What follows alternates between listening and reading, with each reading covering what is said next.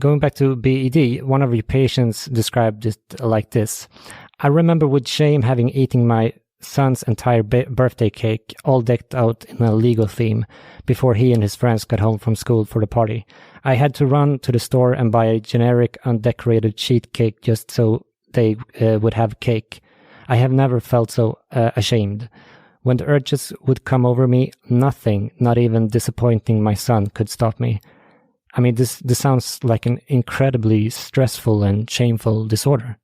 Absolutely. And shame is also something that keeps people from seeking help. So often a patient will go to their primary care physician, their family doctor, and say, I think my eating's out of control. And the doctor doesn't understand and will say things like, oh, just cut it out. You're too old for this. Or just eat less or go on a diet. And, just horrible advice that, if anything, will make it worse.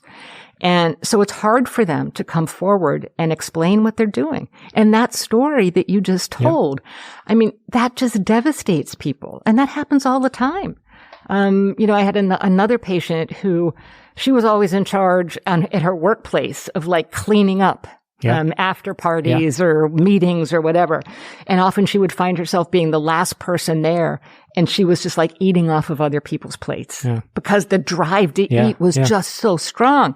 And then once one of her coworkers stayed late and found her. And she was just so ashamed of her own behavior. But that's one of the things that we really have to fight in terms of educating people about what this disorder is, that it isn't just a choice.